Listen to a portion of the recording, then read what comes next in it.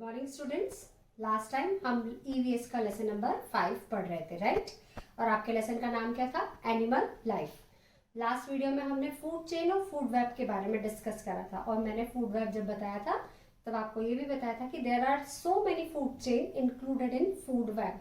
यानी food web क्या है? एक जाल जैसा है जिसमें बहुत सारी फूड चेन इंक्लूडेड है और ये फूड वेब जो है उसमें जो जितनी फूड चेन है वो सब एक दूसरे पे डिपेंडेंट रहती है। अब जब हम नया टॉपिक स्टार्ट कर रहे हैं उस टॉपिक का नाम है इंटरडिपेंडेंस। इंटरडिपेंडेंस यानी क्या? फूड वेब में जितनी फूड चेन्स है वो सब एक दूसरे पे कैसे डिपेंड रहती है, हम इसके बारे में आज बात करेंगे।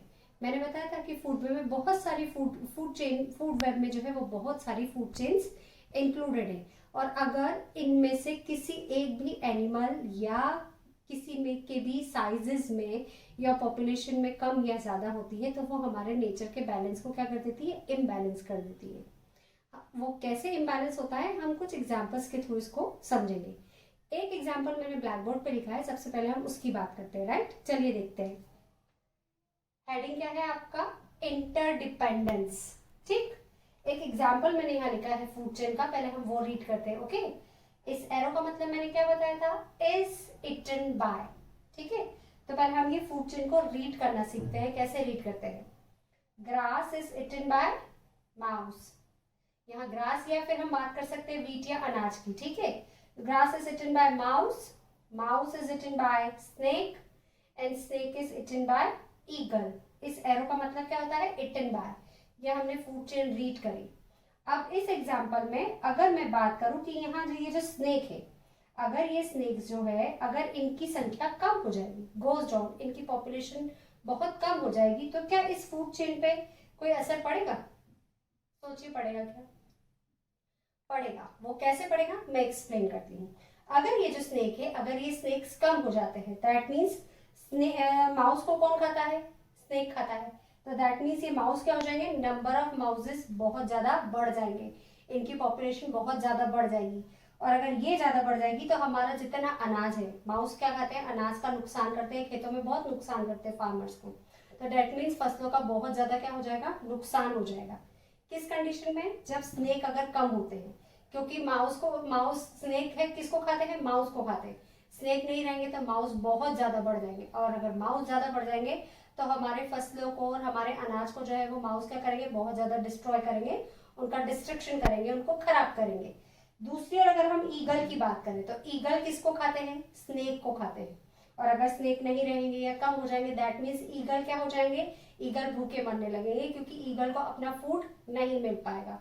दैट मीन्स ये जितनी पूरी फूड चेन है ये सब अपने खाने के लिए एक दूसरे पे डिपेंडेंट रहेंगे और अगर इनमें से किसी एक की भी संख्या में कम या ज्यादा होता है तो हमारी पूरी फूड चेन जो है वो क्या हो जाती है? डिस्टर्ब हो जाती है। क्या हो जाती है? डिस्टर्ब हो जाती है। नेचर में बैलेंस को बनाए रखती है ये फूड चेन। इसी तरह से अगर मैं एक और एग्जांपल आपको दूं तो एक और एग्जांपल है आपका डियर। डियर यानी हिरन। अगर सपोज करिए ये जो डियर है जरूरत से ज्यादा बढ़ जाएंगे तो क्या होगा? डियर अगर जरूरत से ज्यादा बढ़ जाएंगे तो डियर क्या खाते हैं? जंगल में रहते हैं और जंगल में क्या खाते हैं? प्लांट प्रोडक्ट्स खाते हैं, घास वगैरह खाते हैं। तो दैट मीन्स क्या होगा? अगर जरूरत से ज्यादा डियर हो जाएंगे तो जितनी नेचुरल वेजिटेशन है वो सारे डियर्स को फुलफिल, उनकी नीड को फुलफिल नहीं कर पाएगी। सारी घास को अगर वो डियर वगैरह खा लेंगे दैट मीन्स एक टाइम ऐसा आएगा जब डियर को कुछ भी खाने के लिए नहीं मिलेगा। क्यों? क्योंकि क्या होगा? उससे फिर उनकी जो पॉपुलेशन है वो तो जरूरत से ज्यादा बढ़ गई लेकिन नए प्लांट्स को ग्रो करने के लिए टाइम नहीं मिल पाएगा और इससे क्या होगा? वो जो डियर है वो क्या होंगे? वो भूखे मरने लगेंगे। तो डियर की अगर पॉपुलेशन इंक्रीज हुई तो एक तो क्या होगा? उनको खाना नहीं मिलेगा और खाना नहीं मिलेगा तो डियर क्या होंगे? भूखे मरने लगेंगे। डियर को कौन खाता है? लायन खाते हैं। तो डैट मीन्स अगर डियर भूखे मरने लगेंगे और मर जाएंगे तो फिर लायन भी क्या होंगे? भूखे मर जाएंगे क्योंकि लायन क्या करते हैं? इन डियर्स का क्या करते हैं? हंट करते हैं, शिकार करते हैं, मरे हुए डियर को नहीं खाते। तो दैट मीन्स क्या होगा? अगर डियर भूखे मरेंगे तो लायन भी भूखे मरने लग जाएंगे। दैट मीन्स इस फूड चेन में हर एक एनिमल या हर एक चीज दूसरे के लिए उसका खाना है। तो किसी भी चीज में दैट मीन्स अगर किसी की भी संख्या में उनका इंक्रीमेंट होता है या डिक्रीशन होता है तो दैट मीन्स हमारी फूड चेन क्या हो जाएगी? डिस्टर्ब हो जाएगी। ये हमने बात करी एनिमल की। ठीक वैसे ही हम इंसेक्टिसाइड्स और पेस्टिसाइड्स का यूज करते हैं। किस में यूज करते हैं? इंसेक्टिसाइड और पेस्टिसाइड्स यानी कीड़े मारने वाली दवाएं। फार्मर जो है अपनी फसलों को अच्छा रखने के लिए इन इंसेक्टिसाइड्स और पेस्टिसाइड्स को जरूरत से ज्यादा यूज करते हैं। तो इससे क्या होता है कि वो जो इंसेक्ट्स होते हैं वो क्या होता है, ये मर जाते हैं। और जो बर्ड्स और फ्रॉक्स जो इन इंसेक्ट्स को खाते हैं उनकी बॉडी में क्या चला जाता है, पॉइजन चला जाता है। और फिर वो उनकी बॉडी भी कैसी हो जाती है, पॉइजनस हो जाती है। इंसेक्टिसाइड और पेस्टिसाइड्स का यूज फार्मर ने किया, दैट मीन्स जो भी फ्रूट्स है या जो भी वेजिटेबल्स है उसमें भी क्या चला जाएगा, जरूरत से ज्यादा केमिकल चला जाएगा और वो भी कैसी हो जाएगी, पॉइजनस हो जाएगी। वो हम घर पे लाते हैं, हम तो समझते हैं हमने बहुत अच्छे से वॉश कर लिया और हम खा लिया, लेकिन कहीं ना कहीं वो इंसेक्टिसाइड और पेस्टिसाइड्स की जो क्वांटिटी है वो हमारे कहाँ जाएगी, स्टमक में जाएगी और हमारी बॉडी में भी क्या फैलाएगी, पॉइजन फैलाएगी। दैट मीन्स क्या होता है कि इंसेक्टिसाइड्स और पेस्टिसाइड्स का ज्यादा यूज भी क्या होता है, जरूरत से ज्यादा नुकसान करता है। किसान सोचता है कि मैं कीड़ों को मार रहा हूँ, लेकिन कहीं ना कहीं कीड़े मरने के साथ साथ वो जो पॉइजन है वो हमारी बॉडी में भी जाता है और जो दूसरे एनिमल्स हैं या जो दूसरे इंसेक्ट्स और बर्ड्स हैं उनकी भी लाइफ पर बहुत ज्यादा इम्पैक्ट इसका पड़ता है। तो ये जो हमारा नेचर है, ये जो नेचर है, इसमें जो ये फूड चेन नेचर ने बनाई है, इसमें बैलेंस रखना बहुत ज्यादा जरूरी है। और इस फूड चेन को हम 3 तरीके से बचा सकते हैं। सबसे पहले इंसेक्टिसाइड्स और पेस्टिसाइड्स का जो यूज है वो हमें कम करना चाहिए। सेकेंडली, हम फॉरेस्ट का क्या करना चाहिए, डिफॉरेस्टेशन नहीं करना चाहिए। डिफॉरेस्टेशन यानी प्लांट्स की कटाई या जंगलों की कटाई हमें नहीं करना चाहिए। और थर्ड सबसे मेन चीज क्या है, हमने वाइल्ड लाइफ को प्रोटेक्ट करना चाहिए, वाइल्ड लाइफ को बचाना चाहिए। अगर हम इन तीनों चीजों को मेंटेन करके चलेंगे तो हमारी जो नेचर में जो फूड चेन है वो फूड चेन में बैलेंस बराबर रहेगा। और अगर नेचर में फूड चेन का बैलेंस बराबर रहेगा तो दैट मीन्स क्या होगा, कोई भी ऑर्गेनिज्म या कोई भी लिविंग थिंग जो है वो भूखी नहीं मरेगी। तो ये हमने किसके बारे में पढ़ा, आपका इंटरडिपेंडेंस के बारे में। अब हम दूसरे टॉपिक के बारे में पढ़ते हैं, ठीक है। हमने अभी बात करी थी कि फूड चेन में बैलेंस बनाए के रखने के लिए हमें वाइल्ड लाइफ को बचाना चाहिए। अब हमारा जो नेक्स्ट टॉपिक है उस टॉपिक का नाम है व्हाई पीपल किल्ड एनिमल्स। लोग एनिमल्स को क्यों मारते हैं? मैनी पीपल और many poachers are killed wild animals. Poachers को अगर हम हिंदी लैंग्वेज में बोले तो शिकारी। आजकल बहुत सारे पोचर्स जो है वो वाइल्ड एनिमल्स का जो है वो हंटिंग कर रहे हैं, उनका शिकार कर रहे हैं।